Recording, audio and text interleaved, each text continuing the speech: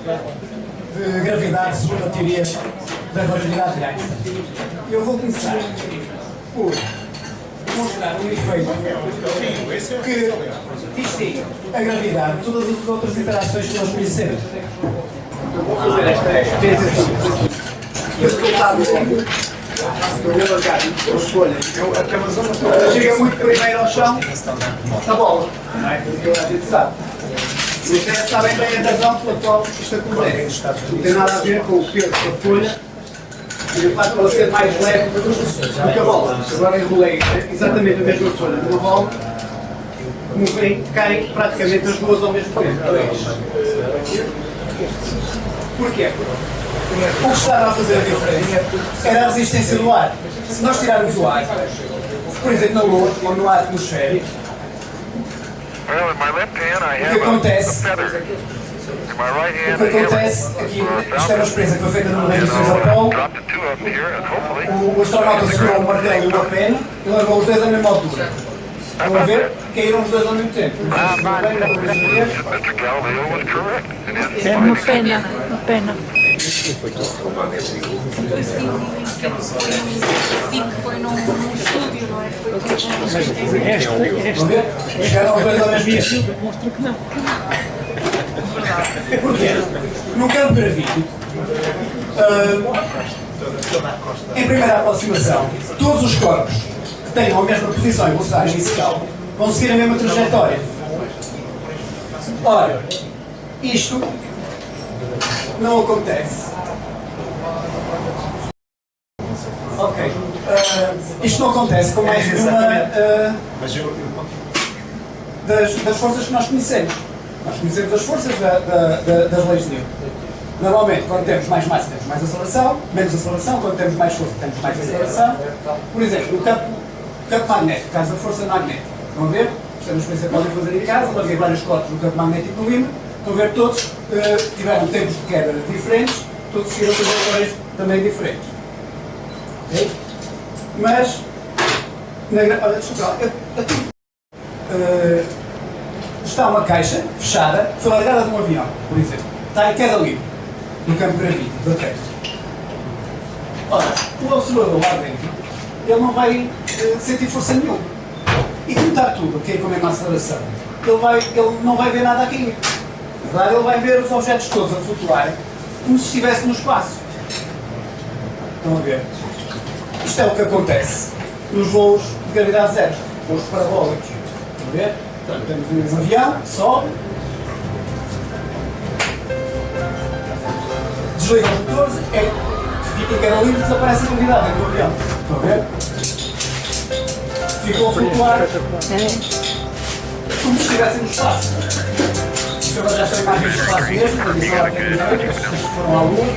Mas é a mesma coisa, porque eles ficam na Lua, se não têm que puxar para baixo, andam a flutuar lá dentro. Ou seja, conseguimos desligar a gravidade.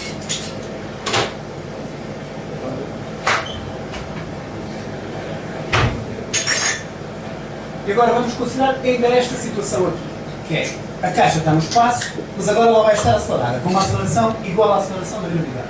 Então tem os propulsores, o tipo liga aos propulsores, este aqui, vamos ver? Vai cair tudo ao chão, depois ele vai pôr-se em pé,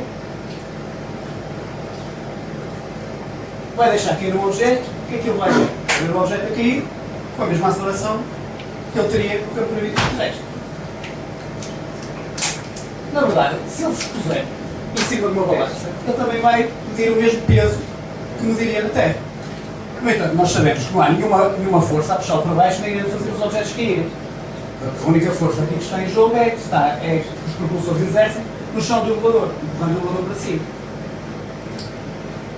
Na verdade, localmente, se numa dentro de uma caixa fechada, se suficientemente pequena, não há nenhuma experiência que permita distinguir as duas situações. Então, a ideia do Einstein é que, ok, então se as duas situações não se distinguem, então elas são equivalentes. Então, se calhar, também não há nenhuma força a puxar os objetos para baixo no campo gravítico terrestre. E é verdade. Mas então, o que é então a gravidade? porque é que as coisas caem? A gente vê aqui, isso é real. A atração gravítica é uma coisa real. Porque é que os corpos se aumentam uns aos outros? Os planetas aumentam as estrelas aumentam o centro das galáxias. Porquê? Ora, o que eu vou dizer agora é um conjunto de ideias que para a maioria de vocês vão são ideias um bocado esquisitas, mas que depois vamos poder desenvolver na parte da discussão. Mas, portanto, assim, eu vou só basicamente enunciar o que acontece é que nós estamos num universo a 4 dimensões. Nós não o vemos assim, nós não vemos a 4 dimensões, vemos a 3 dimensões, mas a quarta dimensão é o tempo. Se quiserem, a quarta coordenada de uma geometria a 4 dimensões é o tempo. Quase pé de igualdade com o x, o y e o z, as coordenadas específicas. Mas, este espaço-tempo quadridimensional não é direito, tem uma curvatura. É criada pela massa dos corpos. E a gravidade é esta curvatura. Portanto, o que acontece no campo gravítico é que os corpos livres, eles seguem as linhas mais direitas possíveis nesta geometria. Só que a geometria não é direita. E é por isso que todos são aparentemente acelerados da mesma maneira. Claro, isto não é uma força real. Ora, também podemos mostrar que a linha mais direita possível da geometria do espaço-tempo é aquela ao longo da qual o relógio mede mais tempo. Ou seja, nós podemos formular a lei de movimento do campo gravítico, segundo a relatividade, como os corpos procuram mover-se por forma a envelhecerem no máximo. Portanto, um bocado contra os nossos desejos. Agora, a curvatura do espaço, que é o efeito mais intuitivo, ela interessa sobretudo, ela é importante sobretudo para corpos que andem muito rápido, ou seja, percorram muito espaço por unidade de tempo. A curvatura do tempo, que é um efeito mais sutil e é fascinante, vou falar em mais detalhe assim, ela é importante para todos os corpos, o tempo passa para todos, não é? E é ela que dá origem à atração gravítica que nós sentimos, nós que somos corpos lentos. Portanto, a aparente força que o Newton obteve é uma aproximação ao efeito desta curvatura do tempo. Ok, portanto, isto comparando com a teoria de Newton é uma revolução conceptual, claro. Mas, em concreto, ok, para o movimento dos corpos, no que é que na prática isto se traduz? Quais são as diferenças relativamente às leis de Newton que aprendemos na escola? Ora, uma das diferenças é esta aqui. Portanto, segundo a lei de Newton, as trajetórias no campo gravítico de uma massa pontual, que é uma boa aproximação para vários corpos celestes, é uma elipse. Ou seja, é isto aqui. Portanto, esta é a trajetória newtoniana. Estão a ver? Isto é uma elipse. E depois o corpo anda sempre aqui. Seguir esta elipse. Segundo a relatividade acontece outra coisa. Estão a ver? É como se fosse uma elipse, mas a elipse roda, precede. E portanto forma-se esta roseta aqui que vocês estão a ver. Isto é um efeito que no sistema solar é muito pequeno. Por exemplo, o planeta em que este efeito é mais forte é em Mercúrio e dá uma pressão de 0,1 graus a cada 1000 anos. Portanto, é uma coisa muito fraquinha. Os astrónomos medem com muita precisão, então já está. Mas isto é muito importante em campos fortes. Por exemplo, perto de buracos negros. Em alguns milhares de buracos negros estamos a falar de dezenas de graus por volta. Foi a simulação que eu vos estou a mostrar, para campo forte perto de um buraco negro. Outra coisa que acontece, e que não está que a mecânica newtoniana não prevê, é que o movimento dos corpos afeta o campo gravítico que eles criam, gerando efeitos que são parecidos com o magnetismo. São chamados gravitomagnetismo. Por exemplo, quando um corpo roda, caso este aqui, os outros corpos não vão ser atraídos exatamente para o centro desse corpo atrator. Vão ser ligeiramente desviados. Quase como se houvesse uma força magnética, uma força que é ortogonal à velocidade. Estão a ver isto aqui, esta simulação é no campo magnético da Terra, portanto isto é uma partícula carregada que foi desviada. Portanto, isto é um fenómeno, é um mecanismo que nos protege do vento solar, das partículas carregadas que o Sol emite e salva a nossa atmosfera, basicamente. Portanto, na gravidade acontece uma coisa análoga. Estão a ver? Isto aqui é um buraco negro a rodar, aqui a vermelha é a trajetória de uma partícula largada no campo deste buraco negro e ela não vai para o centro. A trajetória newtoniana seria ir, segundo esta linha preta, para o centro. Mas ela não vai fazer isso. Ela vai se desviar um bocadinho. Estão a ver? E este campo gravitomagnético faz mais coisas, por exemplo. Ele faz órbitas precessarem. Arrasta aqui um bocadinho. Que é este efeito aqui. Querem ver? Portanto, agora tem uma órbita que seria circular. Portanto, está vista de esguelha, assim, a previsão newtoniana seria isto. Portanto, ela andaria aqui às voltas sempre. Esta é a previsão relativista. Estão a ver? A órbita vai sendo arrastada pelo facto daquele buraco negro estar a rodar. Isto já está medido no campo gravitacional da Terra, no caso com os satélites Lágios e Lares, os satélites têm retrorefletores, portanto nós medimos isto com o laser ranging.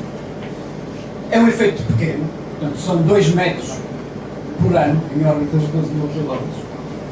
Mas, novamente, em campos fortes, perto de buracos negros, perto de estrelas de neutrões, isto é um efeito muito importante. É o caso da simulação que eu estive a mostrar. Isto afeta, por exemplo, a radiação gravitacional que eles emitem e nós medimos. Nós sabemos que isso está a acontecer. Outra coisa que acontece, e aqui a diferença entre a previsão newtoniana e a previsão da relatividade é drástica, é no caso do movimento da luz. A luz é também atraída pela gravidade dos corpos.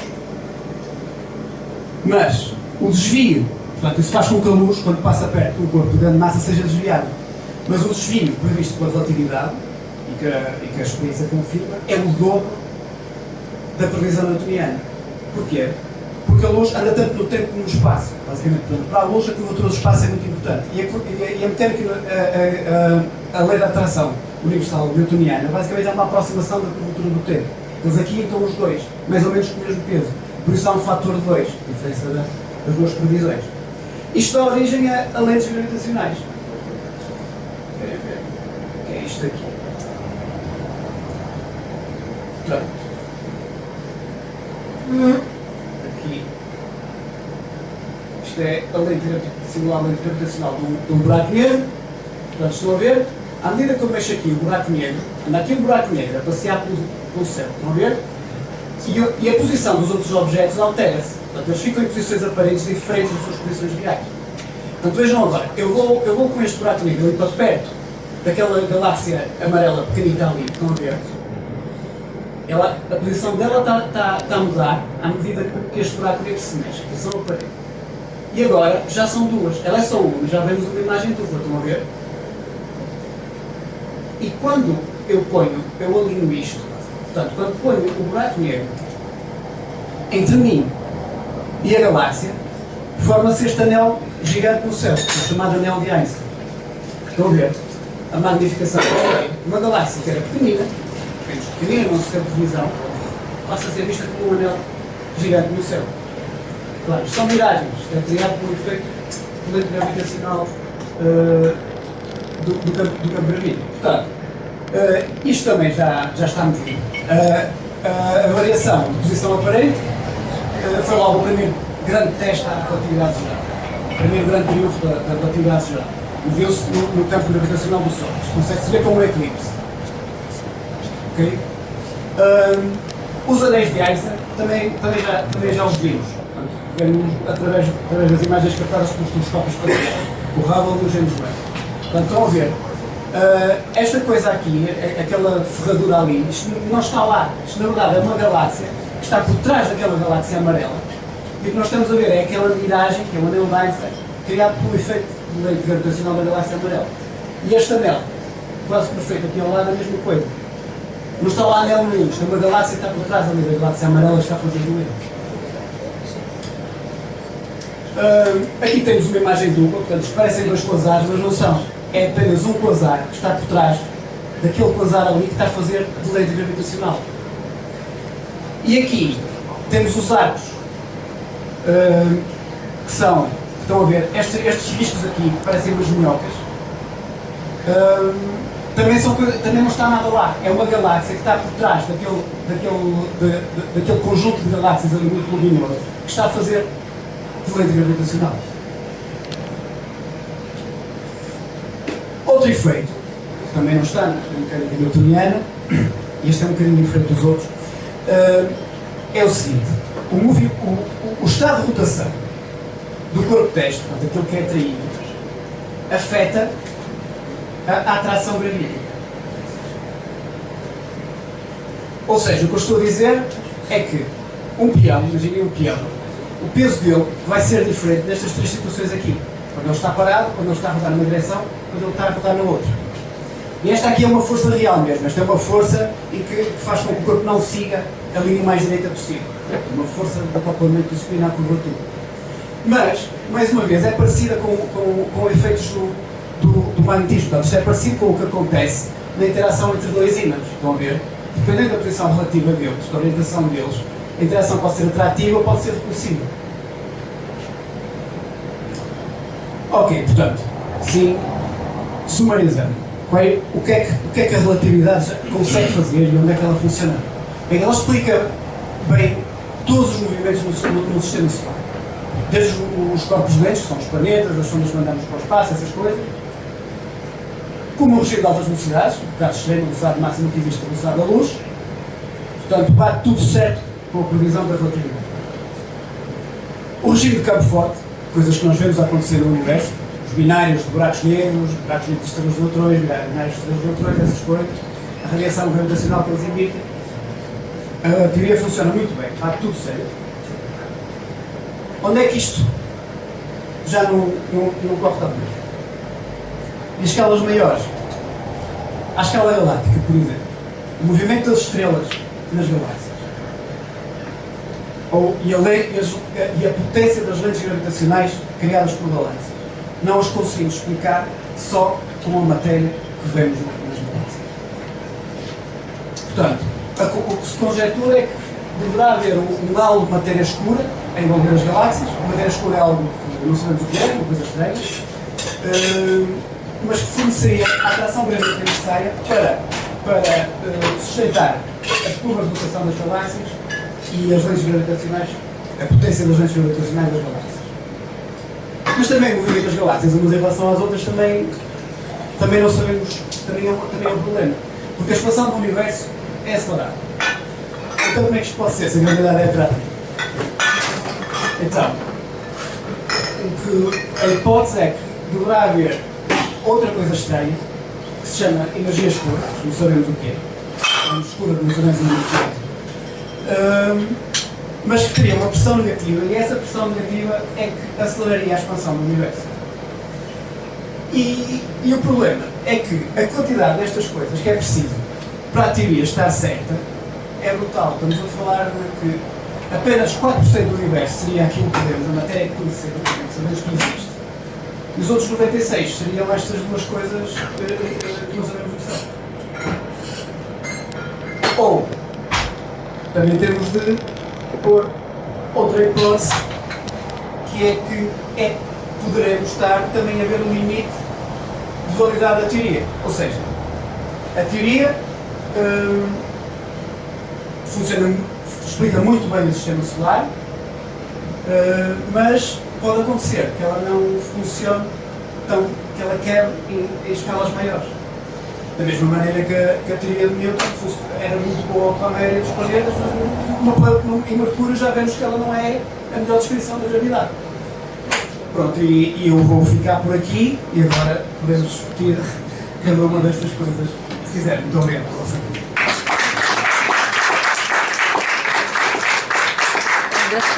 Pode ser que a teoria já não funcione, não é? Vamos então dar início à Em vez de discussão. haver estas coisas escuras todas, está simplesmente a teoria que